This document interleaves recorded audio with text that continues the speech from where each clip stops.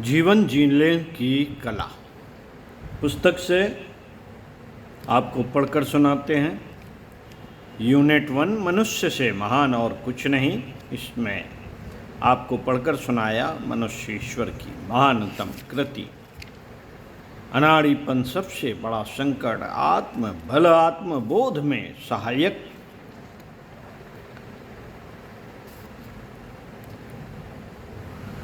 इसी क्रम में सुनाते हैं, प्रत्येक व्यक्ति महान बन सकता है। साथियों, प्रत्येक व्यक्ति में महान बनने की संभावना बीज रूप में विद्यमान है। प्रशिक्षण और अभ्यास द्वारा उनका विकास किया जा सकता है। मदारी रीछ बंदरों को भी, जिनमें न सूझबूझ होती है और न बौद्धिक क्षमता, प्रशिक्षण देकर मनुष्यों जैसा व्यवहार करना सिखा देते हैं।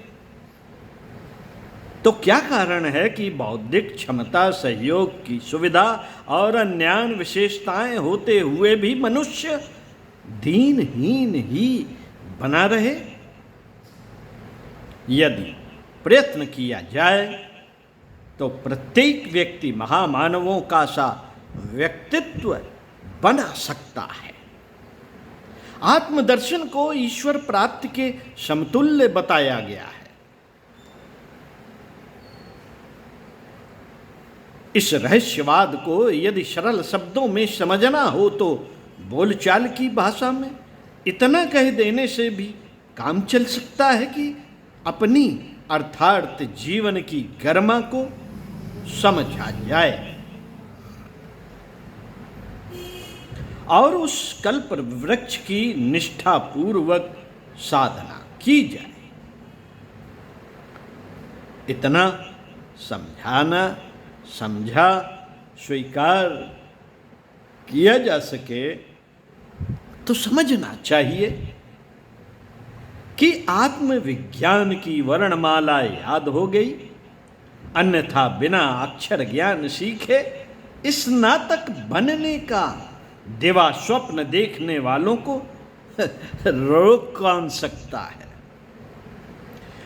इसके लिए आवश्यकता इस बात की है कि हम मानवीय गरिमा को समझें और उसके प्रति श्रद्धान्वित हों, और महत्वपूर्ण बात यह है कि उसे अपनाने के लिए संकल्पवान, निष्ठा परिपक्व करें। इन दो तथ्यों पर जितनी गंभीरता पूर्वक विचार किया जाएगा, उतना ही यह रहस्य प्रकट होता जाएगा कि प्रगति और दुर्गति का कारण क्या है। अंतरंग की निकृष्टता को लोगों की आंखों से छिपा भी रखा जा सकता है, पर उस सड़ांध से वह लपकन तो उठती ही रहेगी जो मवाद भरे फोड़े के भीतर से उठती है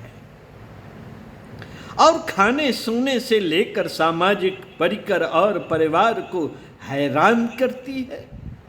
कुसंस्कारता की गहरी जड़ें अवांछनीय आकांक्षाओं और अनैतिक मान्यताओं में होती हैं।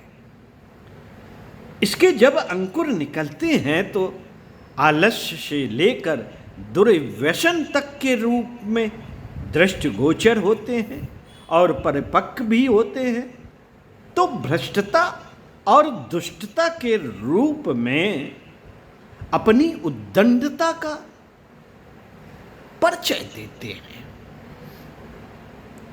इन्हें रोका उखाड़ा कैसे जाए? कैसे आत्मा पर छाए इन मलिनता के आवरणों से मुक्ति पाई जाए? इसके लिए कोई वरदान अनुदान पर अवलंबित नहीं रहना चाहिए, वरन उस आधार को अपनाना चाहिए जिसके बन जाने पर अनुदान बिना याचना के ही मिलने लगते हैं।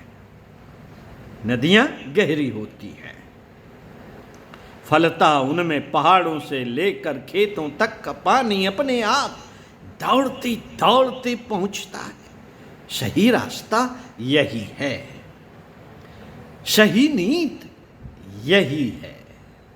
ओम शांति।